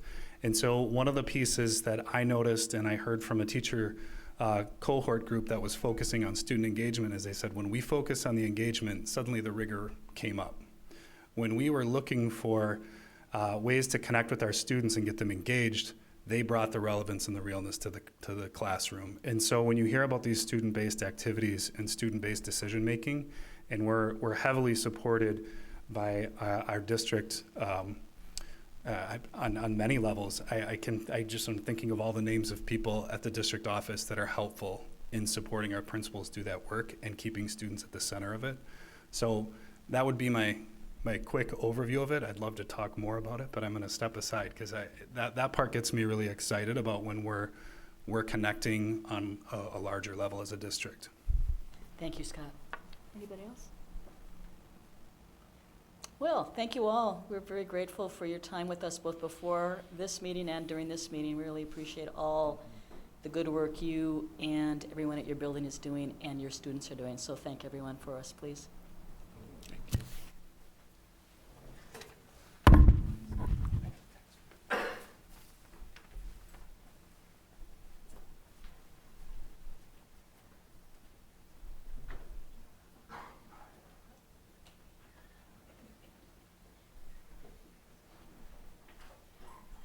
So Sylvie, as you're getting set up, this is Sylvie Lafayette? Yes? Yes, and she is our Director of Assessment, Research, and Evaluation, and she's going to share some information about our district's standardized test scores and how they connect to it's called Every Student Succeeds Act, which some of us have thought of as the No Child Left Behind Act, but it's a new act. It's a the new newest law. one. It's Yeah, kind the of the newer evolution from Correct. the old one to the new one, and is it ESSA? ESSA. ESSA, Yep, in Every short. Student Succeeds Act. So When you're ready, we're ready. All right. So good evening, Chair Gores, members of the board, and Superintendent Osai, who I know stepped out for just a second. So my name is Sylvie Lafayette. I'm the Director of Assessment, Research, and Evaluation. And as Chair Gores mentioned, I'm here just to give a brief update on how St. Louis Park as a district is doing in terms of the ESSA indicators. So for this evening, I just wanted to remind us all that in terms of the ESSA components that we look at and that the state of Minnesota looks at, the 5 indicators are academic achievement, academic progress, progress towards English language proficiency, consistent attendance, and graduation. And again, there's no overall score that's given to the district, right? And for tonight's presentation, what I really want to focus on is some of the data that we presented at the data advance, and I'll share why we used the test summary reports for the data advance instead of the North Star report, which is much more of the outward-facing public data points. And so briefly, what I'll say to that right now is that what we do know for ESSA is that we have students that have chosen to opt out of the test for our MCA testing. And so because of that, what we wanted to focus on for the data advance was really data that helped us to evaluate strategy 1 in our strategic plan, which is to take a look at the alignment between instruction, curriculum, and assessment. And then also, before I move on to indicators 1 and 2, really, I do want to say that I want to celebrate our graduation rates. Compared to the state, we are 8.8% above the state. So, and then also for our attendance, we are slightly above as well. Okay. And as I mentioned, at our data advance this summer, as you heard some of our secondary principals refer to, what we took a look at was the test summary reports instead of the North Star report, which also has the public-facing ESSA indicators.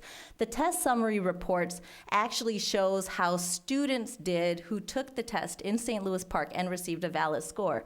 And the reason why we chose to look at our test summary reports, which I'll be showing in a second, is because when you take a look at our test participation rates, our test participation from last year and its impact, what we see at mostly the high school and less so at the middle school and very much less so at the elementary school, in the top table for math, we have a lot of students opting out of the MCA test for math at the high school. So that wouldn't give us if we take a look at the North Star report, that wouldn't give us an accurate indicator of how we're doing in terms of our math proficiency. Our middle school, we have a smaller number opting out of math, which is at 27 students, and altogether in our elementary schools, we had 5 kids opt out of the MCA math. So the North Star report in that sense for the elementary school would give us a better sense of how we're doing in terms of math. The table down below in orange, as you can see, is the number of students that participated and opted out of reading. So again, at the high school, we had 120 students opt out. So using the number for proficiency in terms of the North Star report wouldn't give us the best indicator of how we did in terms of reading instruction. And at the middle school, again, we had a smaller number at 21, and altogether in the elementary schools, we had 6 kids opt out of MCA reading. Therefore, at our data advance this summer and our leadership advance in August, we had a 3-day leadership, kind of like a leadership retreat. Day 1, it was with district leaders and principals to take a look at our data. So what you're looking at right now is how we performed in terms of the MCAs for all SLP students that received a valid test score. Okay, so I'll give you a second to take a look at that. The numbers that you see highlighted in yellow represent a decrease, and then the numbers that you see highlighted in green represent an increase in scores. So the change is to the right, and the proficiency score based on the valid test scores is to the left. And is the top column that says Minnesota, is that the average for all of the state of Minnesota? Correct, the top row. Yep, you got it.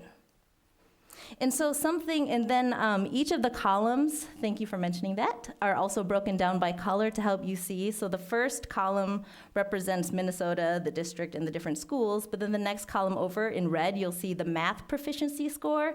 And so for Minnesota, for example, the students that took the test and received a valid score, there was a 55.5% proficiency rate, and there was a decrease there of 2.2%. So that's how you read that. And these are the scores that were mailed to parents within the last week or so, is that correct? Right. So students who did not participate received a letter as well, but in the letter it said that they didn't participate. I just outed myself as a parent of a Yeah. kid who did participate, I suppose. Right, so yep. And something that I want to highlight in here is that when you take a look at the math column, we have 3 elementary schools that were above the state proficiency rate. If you take a look at that, we have Aquila, we have PSI, and we have Susan Lindgren. And Susan Lindgren actually increased their proficiency score by 2% as well. And then we move over to the reading. You'll see that as a district, we scored slightly above the state in terms of proficiency. Again, these are all students that took the test and received a valid score, right? And as Principal Myers mentioned at the high school, what they saw was a 10% increase for all students that took the test and received a valid score. And then when we move to the right again, what we showed at the data advanced wasn't the number of students that met their proficiency goal or index, is what the state calls it. What we showed at the data advance was the percent of ELP students, English language learning students, that received a proficient score. Because the reason why we showed it this way for our data advance is when the schools receive an individual, what they call the WIDA Access score report, it breaks it down by the different domains so that teachers can see how students did on those individual domains and what score they got as a composite. So this was more useful for them in that sense. And although science was not included in our ESSA indicators, we wanted to include that because we know that we have 5th grade students, 8th grade students, and high school students that also take the science MCAs. And a shining spot that I noticed right away was when you look at our elementary science, it increased across all 4 schools. Okay, so I'm going to move on, and we can always go back for questions. Okay, so when we disaggregate our students in St. Louis Park by race, these are all students, again, that took the test and received a valid score. Not all of them are included for accountability under ESSA and the state, because what the state does is they only use in their calculations students of 20 or more. So, for example, if we have Native Hawaiian Pacific Islander students in that group that have less than 20 students, they wouldn't be calculated into the way that it does the score. But for the data advance, we wanted to include them in the slides because there are students too. So we wanted to see how they did. And something that you'll notice across the board is that all groups saw an increase in some test, except for students that I identified as being from 2 or more races. Okay, so I'm going to move on. So here, what you're looking at in tan is you're looking at proficiency. So the reading proficiency and math proficiency, all students that met or exceeded, okay? And within this proficiency score, it also includes the students who are not proficient are also the ones that opted out of the test. These are not slides that we used at the data advance, of course. These are slides that come from the North Star report. And then next to it in gray, what you see is the growth. So growth for MCA proficiency in math and reading are students here that either moved from does not meet or they stayed or maintained. For example, if students partially met and stayed at partially met, we received points from the state as them being in here, okay? And what we notice here as well is that we see an increase either in proficiency or growth when we disaggregate it by race across the board, except for students who identified again as being from 2 or more races. And this is reading proficiency and growth. And for math, it's similar in terms of seeing an increase across the board, except for our students who identify as either American Indian or Alaskan Native or, and our white students. So there was either an increase in proficiency or an increase in growth.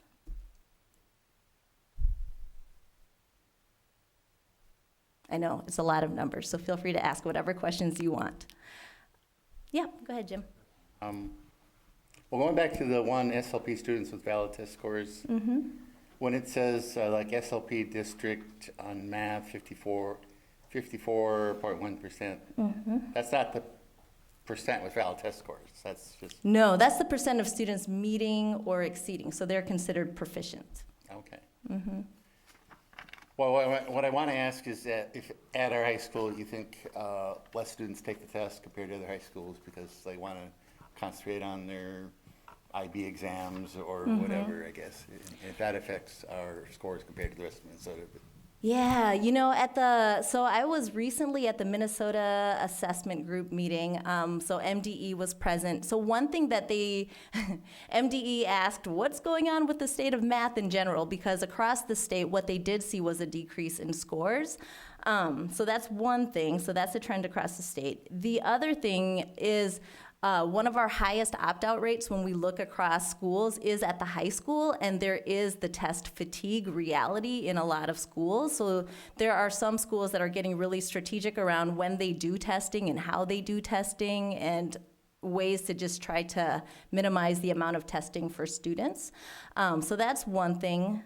I'm being fairly new to St. Louis Park. I'm not sure why we have such a high opt-out rate here in St. Louis Park at the high school. Maybe somebody can help answer that question. Would we possibly have a higher opt-out rate just because we have more IB classes and AP classes? Yep, and that could factor into it. That's what other high schools have seen. Another thing that and maybe this is my own lens as a data research person, but I'm also wondering how much we're using our MCA data in terms of we look at MAP and we look at MCA, and oftentimes the discussion is, do we teach to MCAs? No, of course not. We don't teach to MCAs. We teach to standards, right? And so when we take a look at MCAs and we take a look at what that report tells us in terms of how we're doing at the high school, for example, that's data that helps us to inform and evaluate our math program. So how much we're using that is, I don't know. I wish I could speak to that, or Principal Myers, but yeah. So when you are at a meeting where MDE is present talking, Minnesota Department of Education, and they're saying there's a trend that math scores across the state decreased, are they looking at the test at that point to evaluate the test itself to see if that is an explanation for that? I know that they have put out some invitations to educators across the state to help to come and take a look at the test itself, to take a look at the test and the questions. One thing that is really interesting too is just the thinking about conceptual math at the elementary school and how that doesn't necessarily match the test itself, right? And so that's one conversation that I know the state's having. Sylvia, I'm curious whether, and I'm going to use the valid test scores that's up there as an example. Are, from your point of view, through your lens, are all these changes significant or statistically significant? I mean, does a 0.5% change, is that basically a flat score, or is there at some point where the change up or down means something to us or to you as an educator? Yeah, well, I think when we take a look at the trends across the state, right? So I look at trends more in terms of like the statistical significance. One thing that is significant, for example, is the reading in high school, right? So I know that there was an effort by some of our English teachers to have more students test and to talk about why it's important to test, not because the test defines the student, but because the test helps to inform the educators about how to move forward with next year's planning. So I take a look more at that. I don't think that a 0.6 decrease is much of a decline, especially when we take, so for example, at Aquila, when we see a 0.6% decrease in math, and then we're also seeing the state decrease at a negative 2.2%, I don't see that as a huge loss for us, but I think it does help to inform where we go. So something that MDE recently put out too is the benchmark reports. So breaking it down by standards to see how we as a district and at individual sites performed based on individual standards and benchmarks to help us evaluate our curriculum and our instruction. Again, what are we assessing and does it match that particular benchmark? So I think that's more helpful than taking a look at a 0.2% decrease.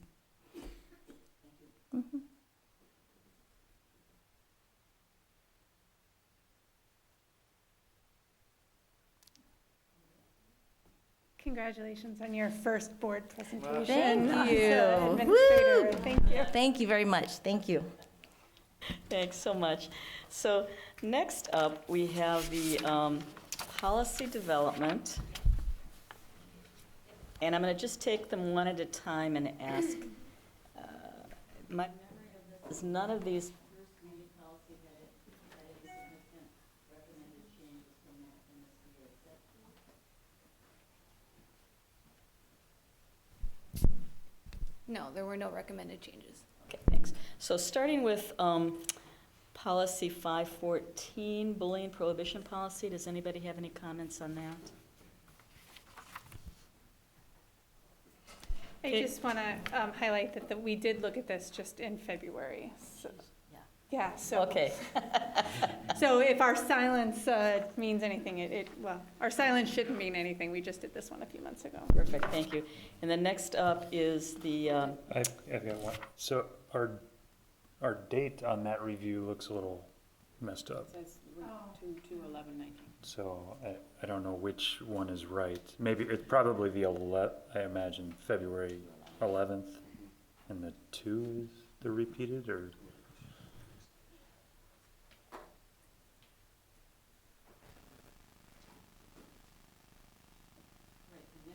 we have policy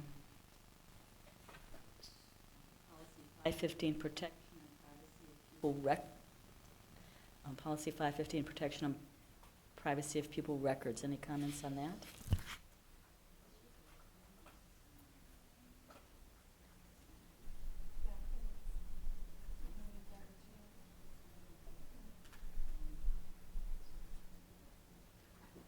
I just want to highlight that although we didn't look at the entire policy, we should note that this policy was modified.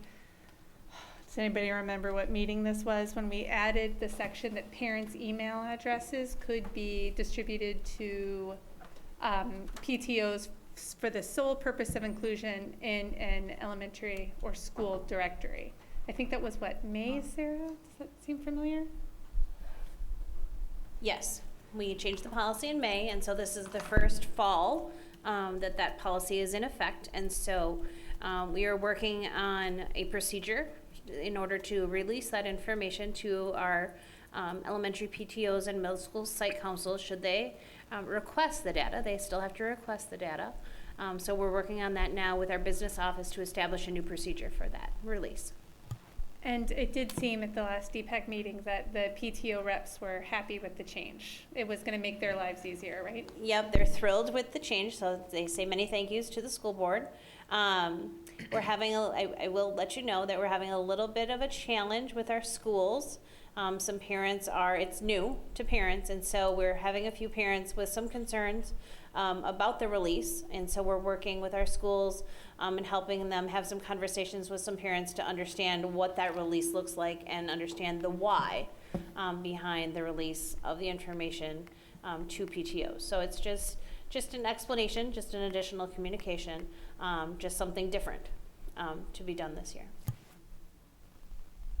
Sure, just to help get this on camera and to explain the why of this is that as many folks know, especially I think at elementary schools, we are all working as parents and educators to build community in our schools.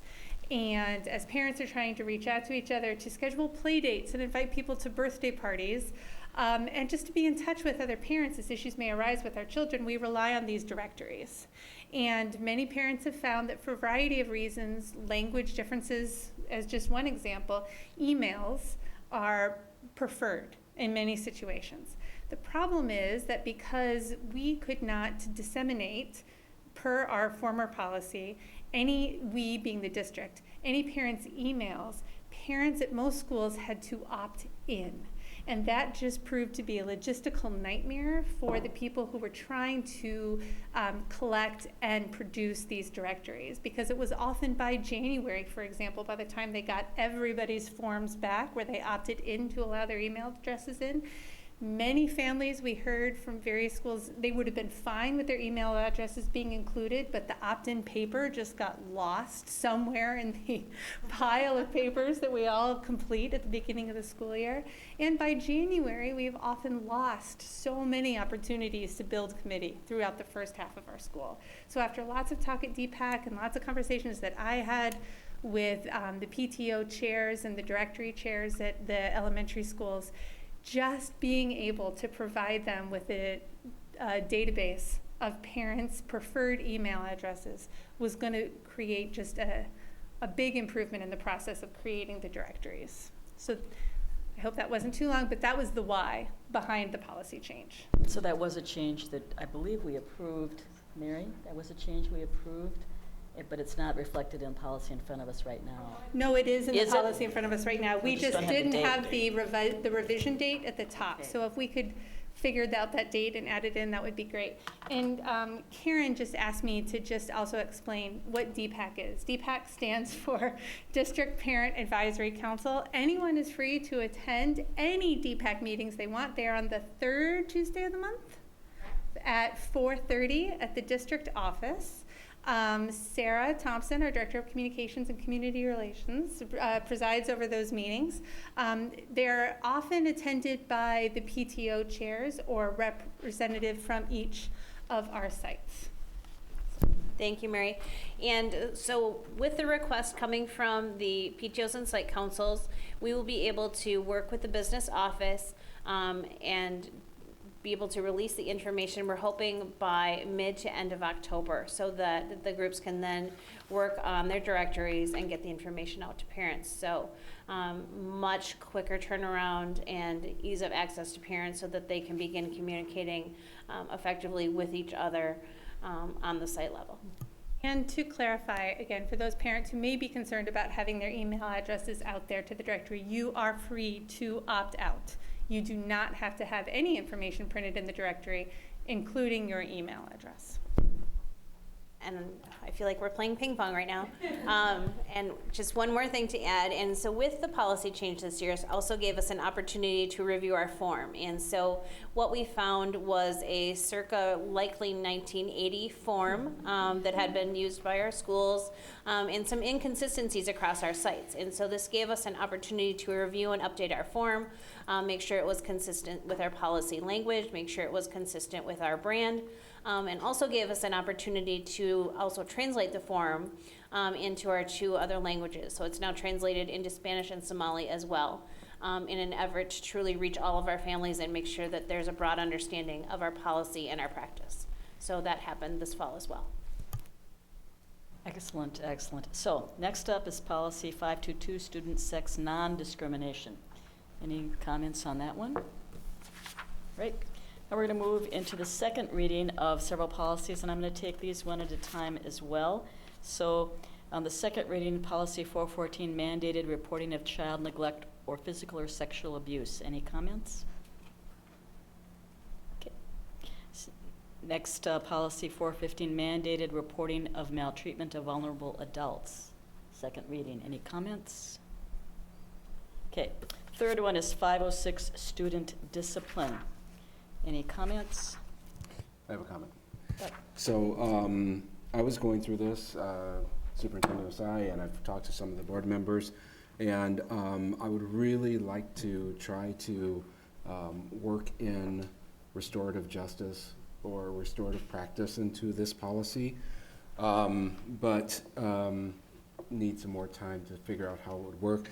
And then also there's a presentation, I think, in a couple of weeks, possibly, on that. So I would like to see if we could table this for another reading in the future. Another idea, and we have not talked about this, and I want to stress that Ken did not talk about this with 2 or 3 or more school board members at a time. This is true. This is true, right? Inside open meeting law joke there. But the other option would be that we could adopt it now as written, and then if depending on how much time is needed, we could always bring it back. Because I like the idea of actually putting more in, and even potentially having a goal stated or a purpose statement around reducing, our discipline practices aiming to reduce disparities, racial disparities in disciplinary acts. So we could always do it now with the goal of spending a couple of months as necessary or whatever it would be to really amplify the policy and strengthen it in respect to those practices. Chair Gores, Yep. members of the board, next month, October, at our October 14th meeting, we would like to do a presentation to share the work that we're doing around restorative practices. So certainly would welcome either delaying the acceptance of this policy or accepting it and coming back to revise it again later. But believe it would be helpful for the board to understand the work that we're doing in this area to inform what you may believe appropriate policy language would be. Is there any MSBA or a legislative requirement that we do an annual approval around this time? Not necessarily around this time, but it's recommended that we annually review this policy. So we could also just not do the vote on this one and just take it to a third reading and even a fourth reading. We have a precedence for doing that when we feel like we have some language or content that we want to grapple with in a thoughtful way. I see you nodding your head. Is that a yes down there? I think so. I think that it makes sense if we know that we want to make some changes, that we should make them before we pass the policy, so that we could give it, like you said, Karen, we've done this before where we gave something an extra reading or 2 extra readings, and that would give us some time to get to October 14th, is that what you said, and beyond. I tend to agree. As I was rereading this on the second reading, I was struck by how negative it was with respect to the way it talked about students and presumed discipline and presumed sort of bad behavior and expulsions and suspensions, as opposed to including anything positive. And since we are, every opportunity is an opportunity to learn and to teach, and I would love to see us to have a chance to look at this, and if it's the restorative action plan or if it's whatever else is happening in this area that would inform a slightly better policy or more broader policy. That would excite me, so I'm glad you raised it, Ken. If we think that we could get a new policy in place, like a third or fourth reading as necessary by the end of this calendar year, I would be fine holding this. If we think for whatever reason it would take longer than that, then I would encourage us, for the sake of compliance with the rules, to just go ahead and approve this one now, knowing we're continuing to keep it on our agenda. So I don't, if you're, Superintendent Osai, if you say we're going to be starting to dig into restorative practices as a presentation by October, then I wouldn't see why we couldn't get it done by the end of the year, right? Yeah, pending the board chair's approval, we would like to bring a presentation to the October 14th meeting. I'd love to see the presentation on October 14th. I think we all would.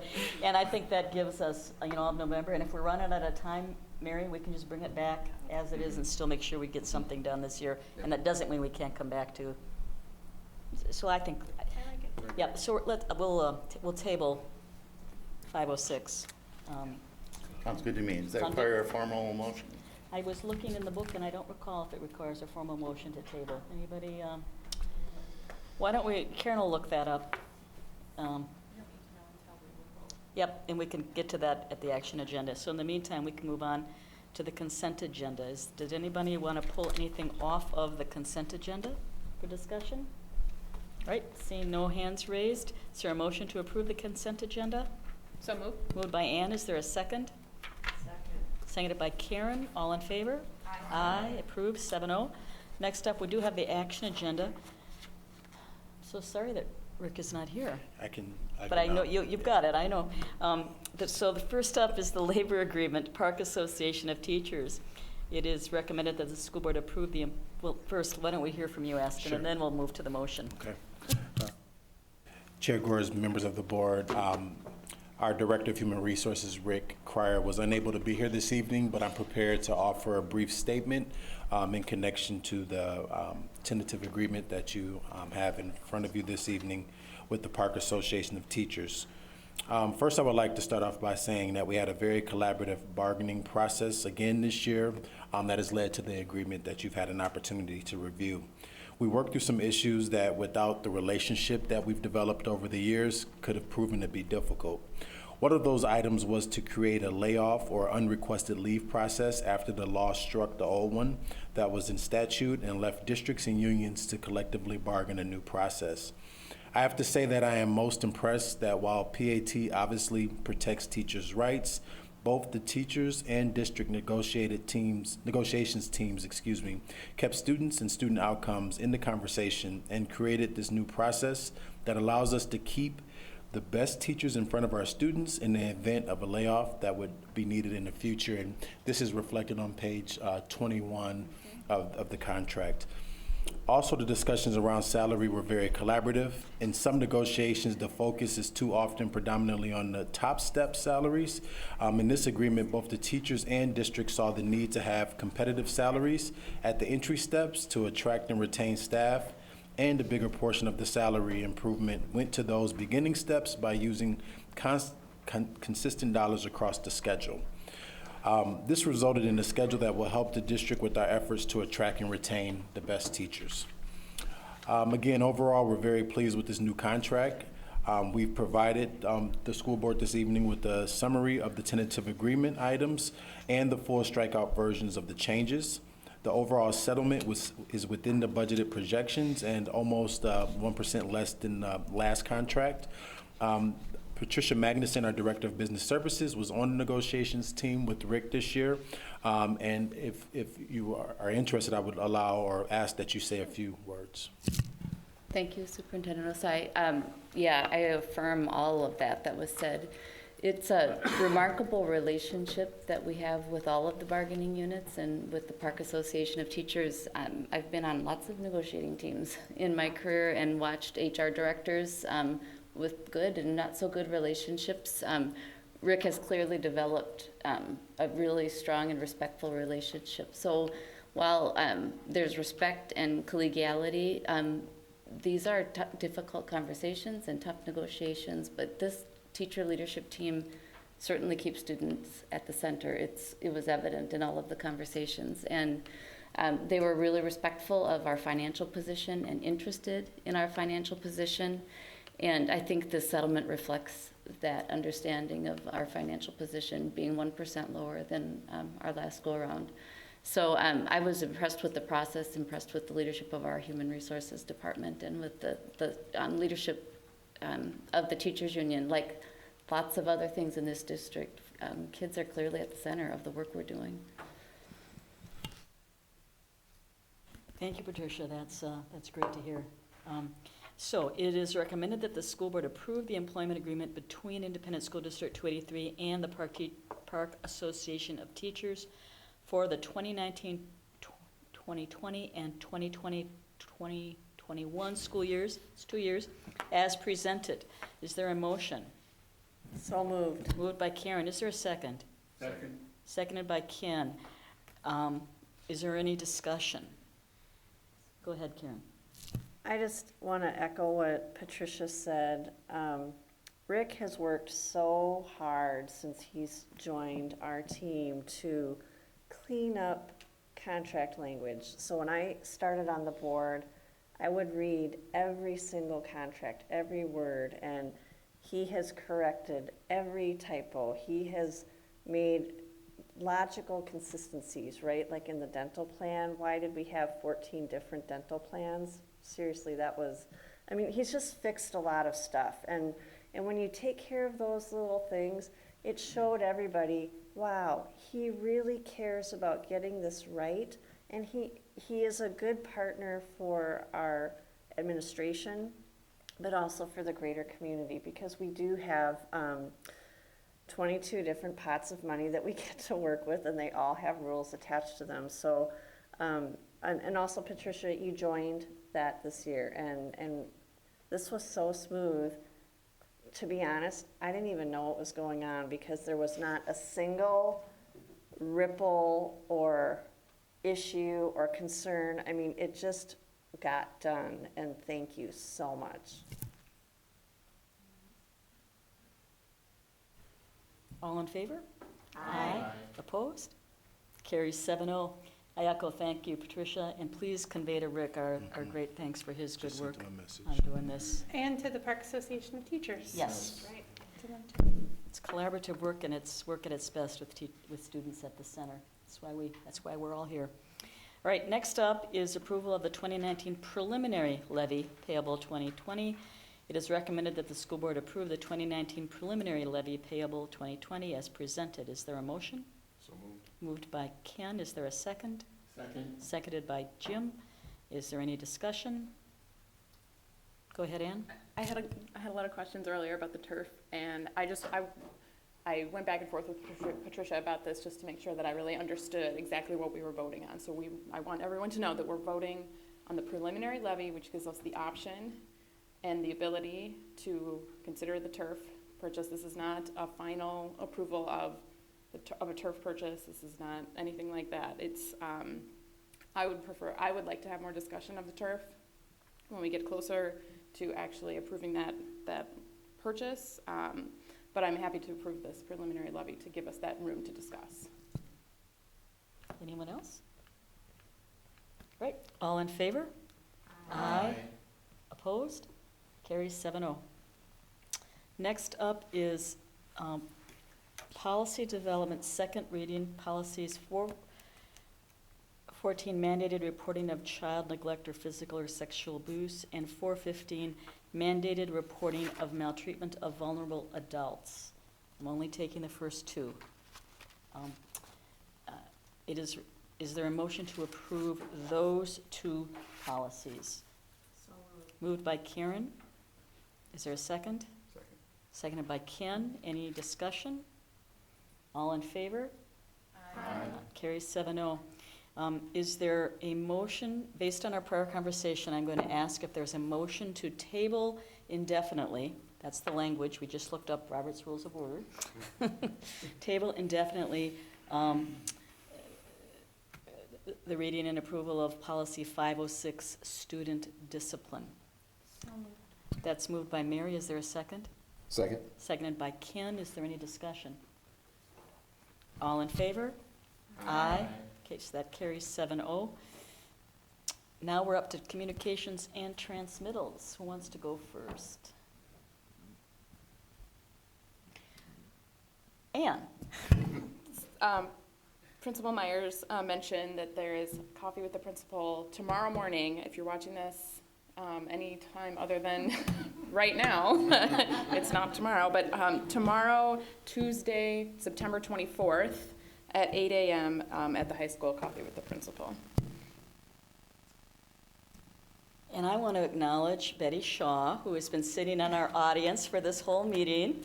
Betty served as a school board member on this district from about 1989 to about 1992. Betty went off when Jim Yaros and Bruce Richardson came on and just served us so well during her time here. So I just want to say thank you. And Betty is here in her role with the League of Women Voters right now. It's been here through our meeting, through all of that. So it's been great to see you. Betty has a daughter, at least one, that teaches in the district, right? Yes, we're so lucky to have her. And the segue to acknowledging Betty is that the League of Women Voters is holding 2 candidate forums since we are in election season. And the first candidate forum is October 1st. I believe it's from 7 to 9 at City Hall, and that's the school board candidate forum. And so we have 4 positions that are up for election. We have some candidates that are currently on the board running. We have some candidates running who are not on the board, and they all have an opportunity to be at this the League of Women Voters Forum, and it's usually recorded, so if you can't get there, hopefully you can watch it on cable somehow. So that's October 1, 7 to 9 at City Hall. The other League of Women Voters Candidate Forum is October 17th. Don't recall the time, I'm gonna guess it's 7 to 9. Double check me. But that is for the city offices that are up. So we have a mayor and we have a couple of our city council members that are up with candidates and each one of those is contested. So those are ranked choice voting. The school board elections are not ranked choice voting. You get to vote for 4 people. Every one of those 4 votes is going to count, and whoever gets the top 4 votes is going to get elected. So that's how the school board works, and it's different from how the city works. I just want to keep saying that because this is the first year where we've had that distinction. So, anybody else? All right. Is there a motion to adjourn? Moved by Karen. Is there a second? Second. Seconded by, is that you, Ken? Ken. All in favor? Aye. Carries 7-0. Thank you, everybody.